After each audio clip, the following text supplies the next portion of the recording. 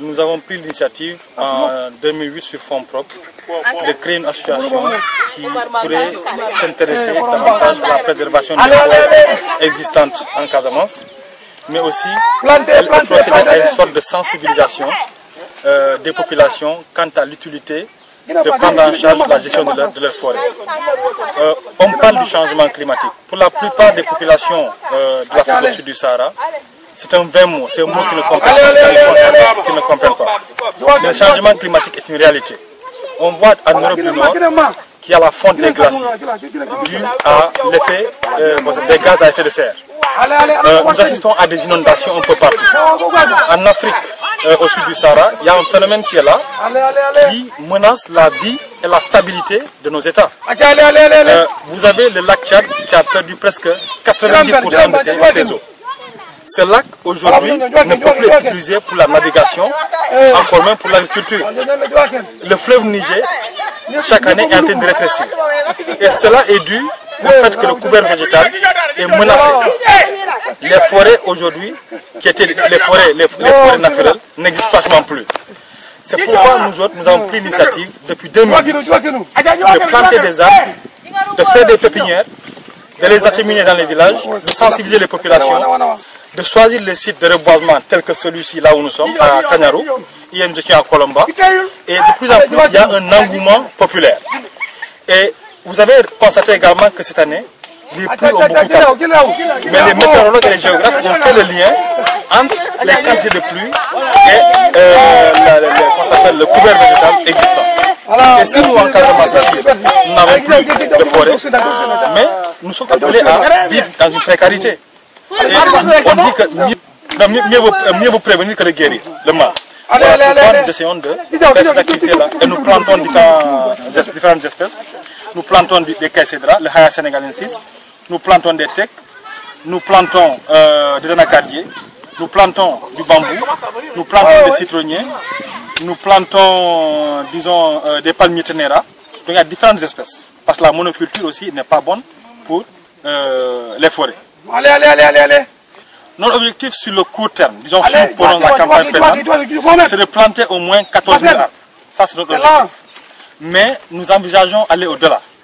Et nous avons déjà intervenu à Colomba, mais l'année dernière nous avions intervenu dans 7 villages de la Casamance.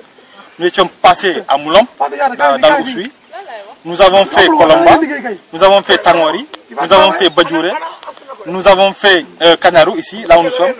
Nous avons fait Wassadou. Et nous avons fait Biti. Voilà les zones où nous intervenons. Mais le projet, dans le long terme, nous voulons l'étendre à toutes les régions du Sénégal. Et au-delà, s'il y a la possibilité de collaborer avec des pays voisins, vraiment on voudrait également étendre ce projet. Voilà, vous avez une belle ambition là, mais est-ce que vous avez les moyens de votre ambition? Est-ce que vous avez des soutiens? Les moyens, il faut dire qu'en fait, c'est pas facile. Nous avions démarré ce projet sur fonds propres. Disons, nous sommes des enseignants et nous avions cotisé. Nous avons mis ensemble nos ressources, nos maigres ressources que nous avions en 2008 et nous avons entamé le projet. Mais puisque vraiment bon, l'effort que nous sommes en train d'accomplir a été constaté par certains partenaires que nous avons, avec qui nous collaborons depuis 2009 en Norvège, nous bénéficions chaque année d'un financement qui n'est pas très important, qui varie selon les années. Et cette année, nous avons Panasonic également qui nous subventionne pour chaque arbre que nous plantons. Voilà, ce qui constitue, disons grosso modo, les quelques ressources dont nous disposons.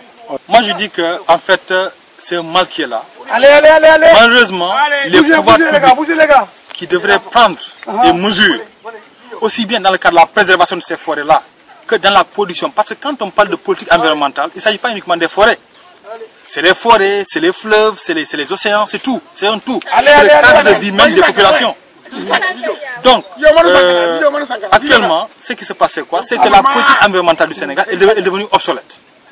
Ce qui fait que les scieries qui étaient dans le nord, vers Kaolack, dans les années 70, ces scieries aujourd'hui sont en Casamance.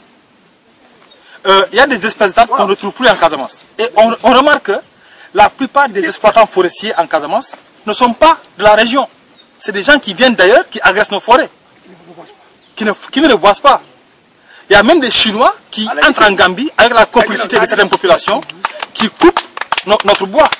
Et le désert est en train de s'installer. Donc, Ces gens-là, je dis qu'au fond, ce sont des ennemis de la Casamance. Parce que quelqu'un qui vient dans tes forêts, qui coupe ton bois, il n'est pas pour toi, il n'est pas pour ton bien-être. Et ton ennemi, tu dois le traiter comme ton ennemi. Il faudrait que les populations prennent les mesures. Les forêts sont leurs forêts. Il faudrait qu'ils prennent des mesures draconiennes. Les gens qui viennent détruire les forêts doivent être sanctionnés. Si l'autorité publique ne peut pas prendre ces mesures, mais que les populations puissent sévir. Parce que nous envisageons de laisser une forêt luxuriante à nos enfants et à nos petits-fils, tels que nos pères nous les ont légués. Malheureusement, les pouvoirs publics ne font rien. Aujourd'hui, moi, mon rêve, c'est que dans chaque région du Sénégal, qu'il y ait une réserve naturelle, à défaut d'une forêt classée, qu'il y ait des réserves naturelles qui peuvent être des poumons verts, hein, qui peuvent capter les gaz. Dans chaque ville, qu'il y ait au moins un jardin botanique. Hein? Ça, c'est notre ambition. Ça, c'est notre ambition. Malheureusement, depuis les années 70, il n'y a plus de politique environnementale au Sénégal. On ne fait que du folklore et ça ne sert à rien. Ça ne sert à rien. Et si on ne prend garde, on va vers des difficultés.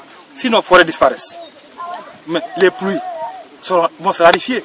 Et du coup, les gens ne pourront plus cultiver. Et c'est la famine qui s'installe. Et les gens oublient ici en Afrique, dans le Sahel, que depuis les années 1890, il y a des cycles de sécheresse. Ce qui se passe cette année-ci n'est pas surprenant. Au Sahel, chaque 24 ans, au maximum chaque 25 ans, il y a une sécheresse. En 1895, il y a une sécheresse. En 1924, il y a une sécheresse. En 1950, dans les années 50, il y a une sécheresse. Dans les années 70, il y a une sécheresse. Dans les années 90, il y a une sécheresse. Et ce qui se passe actuellement, c'est dans le cycle. Mais qu'est-ce qu'on fait? On attend que le mal advienne pour vouloir prendre des mesures. Tel n'est pas le cas. Un État doit savoir prévoir.